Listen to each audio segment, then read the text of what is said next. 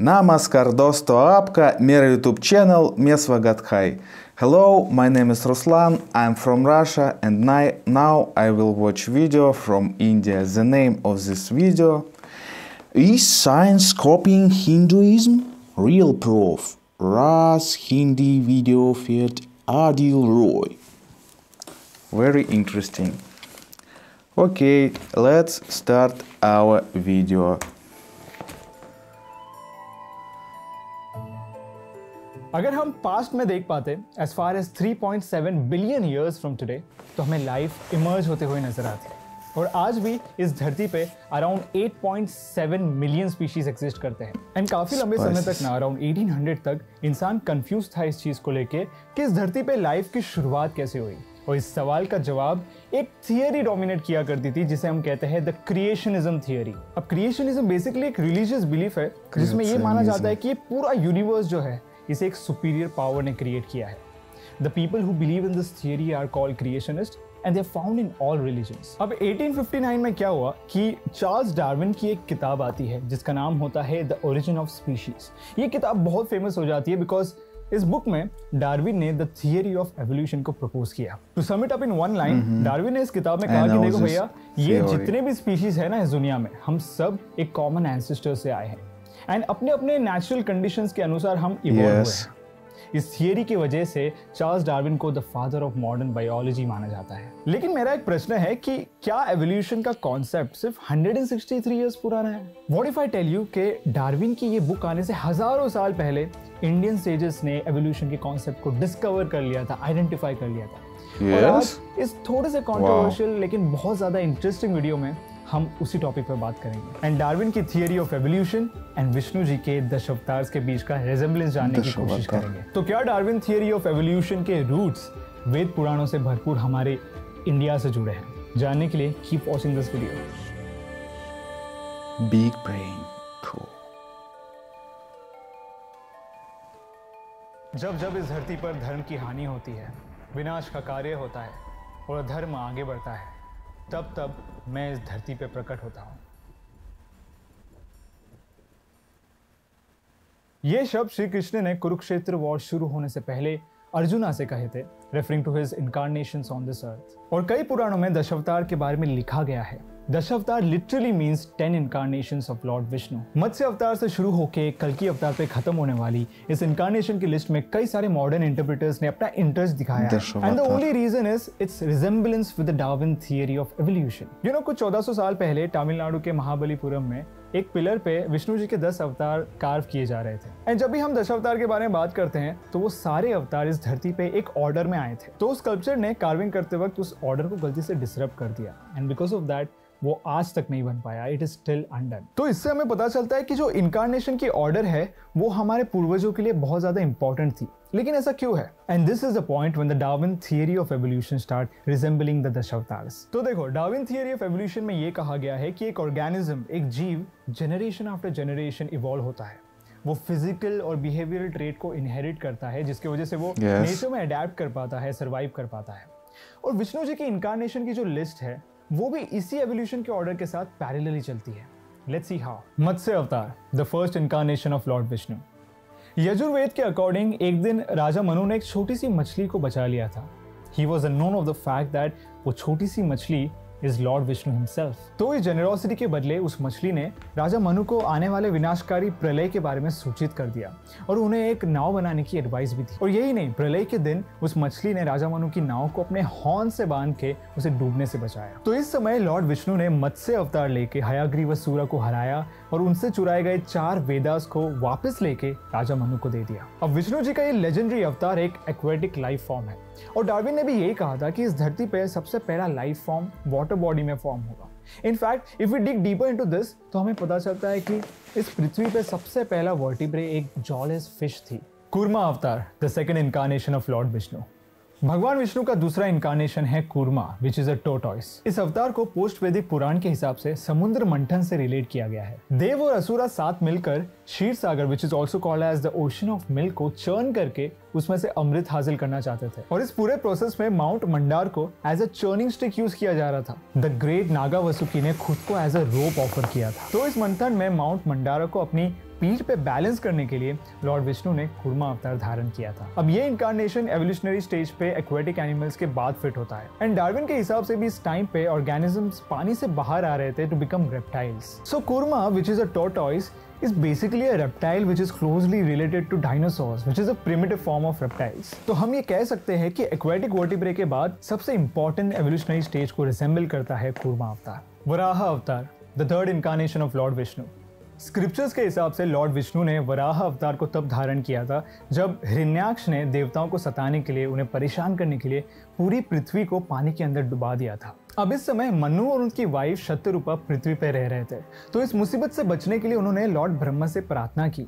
लेकिन प्रॉब्लम यह थी कि लॉर्ड ब्रह्मा ने हिरण्याक्ष को वरदान दिया था कि उसे ना कोई इंसान हरा पाएगा, ना कोई देवता, ना कोई असुरा और ना कोई जानवर। तो इस मुसीबत से दुनिया को बचाने के लिए लॉर्ड विष्णु ने वराह अवतार लिया था, क्योंकि हिरण्याक्ष ने वरदान मांगते वक्त सारे एनिमल्स का नाम लिया था सिवाय, you guessed it right, a boar. So finally this incarnation of Vishnu ji fought and defeated Hiranyaksh and saved the earth. अब बोर एक जमीन पर चलने वाला मैमल है और एवोल्यूशनरी स्टेज पे भी रेप्टाइल्स के बाद एक मैमल आता है, एक ऐसा जीव जो जमीन पर चलता है, रहता है।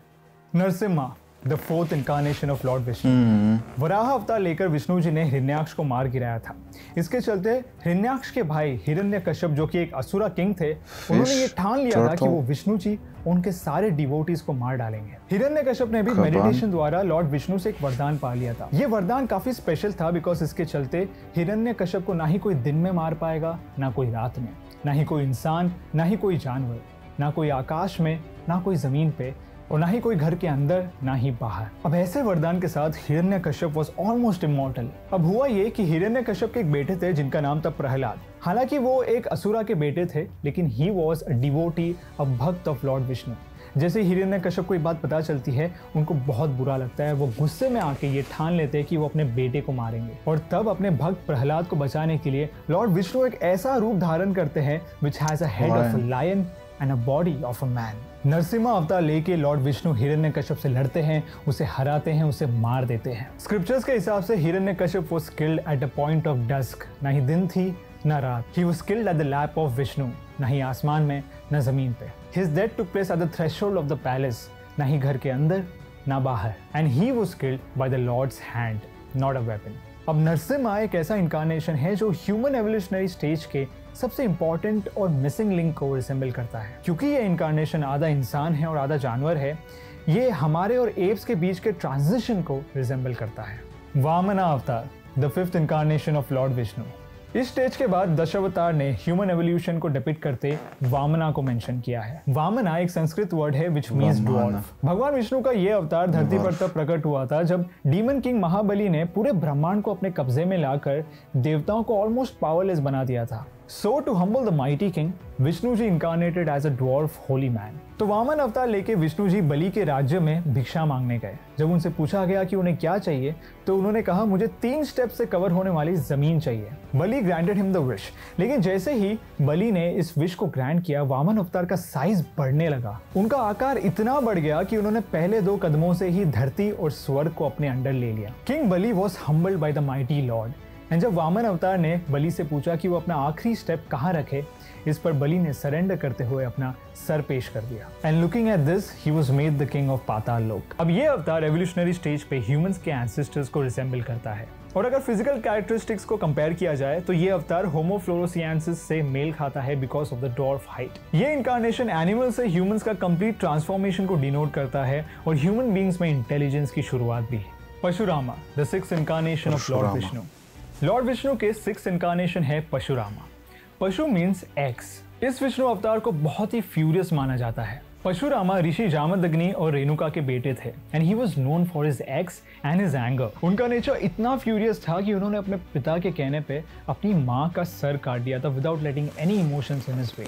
और सिर्फ इतना ही नहीं, उन्हें क्षत्रिय कुल का विनाशकारी भी कहा जाता है बिकॉज उन्होंने अपने पिता के डेथ का बदला क्षत्रिय क्लैन के सारे मेल्स को मार के लिया था फॉर 21 सक्सेसिव टाइम्स। अब ये इनकारनेशन थियरी ऑफ एवोल्यूशन के सर्वाइवल ऑफ द फिटेस्ट को डिपिक्ट करता है और अर्ली स्टोन एज मैन के ट्राइबल मेंटालिटी को रिसेंबल करता है। इस अवतार को हमेशा एक एक्स के साथ देखा जाता है और ये एक्स स्टोन एज टूल्स को डिपिक्ट करता है। अब देखो, परशुराम अवतार तक हम होमो सेपियंस पूरी तरीके से डेवलप हो चुके थे और डार्विन की जो थियरी ऑफ एवोल्यूशन है वो यहीं आके रुक जाती है। But Indian sages had more to offer to this world. अब यहाँ से आगे के जो अवतार्स हैं वो ह्यूमंस के फिजिकल एवोल्यूशन को नहीं बल्कि सोशल और फिजियोलॉजिकल एवोल्यूशन को रिजेंबल करते हैं, एनलाइटमेंट की तरफ हो रही जर्नी को रिप्रेजेंट करते हैं। Lord Rama, the seventh incarnation of lord Vishnu. Shri Ram और अयोध्या के बारे में जिक्र करते ही हम एक सिविलाइज सोसाइटी, एक रूल्स एंड रेगुलेशन पे चलने वाली सोसाइटी के बारे में सोचने लगते हैं, जहां रिलेशनशिप को इंपॉर्टेंस दिया जाता है और जस्टिस के लिए लड़ा जाता है। Maryada Purushottam Ram, the perfect man who abides by the rules of the society. Shri Ram एक ऐसे हिस्टोरिकल फिगर है जिनकी कहानियां हम बचपन से सुनते आ रहे हैं। कैसे उन्होंने 14 साल का वनवास कंप्लीट किया, रावण को हराकर सीता माँ को बचाया, धर्म का पालन किया, और इसीलिए इस विष्णु अवतार को पूरे भारत में वर्शिप किया जाता है। एंड ये डिवाइन इनकारनेशन ह्यूमन बींग्स का एक ट्रांजिशनल फेज बताता है from a caveman to a civilised society. In fact धनुष्य बाण जो कि लॉर्ड रामा का वेपन है वो ह्यूमन एवोल्यूशनरी स्टेज के वेपन डेवलपमेंट फेज को दर्शाता है और एक स्टोन एज मैन का हंटर गैदरर में हुए ट्रांजिशन को रिजेंबल करता है। Balarama, the 8th incarnation of lord Vishnu. 10 अवतार के लिस्ट में श्री राम के बाद आते हैं बलरामा, जो कि हैं श्री कृष्ण के बड़े भाई। उनको पूरे इंडिया में एग्रीकल्चर से एसोसिएट किया जाता है। इनफैक्ट उनका वेपन भी एक प्लाव है which highlights his significance in the farming community of India. ये इनकारनेशन बहुत ही ग्रेसफुली एक हंटर गैदरर मैन का फार्मर में हुए ट्रांजिशन को रिजेंबल करता है और एग्रीकल्चर रेवोल्यूशन की वजह से ही ह्यूमन सिविलाइजेशन ने नई हाइट्स एक्वायर की है और इसीलिए होमो सेपियंस में ये सोशियोलॉजिकल एवोल्यूशनरी स्टेज बहुत मायने रखता है।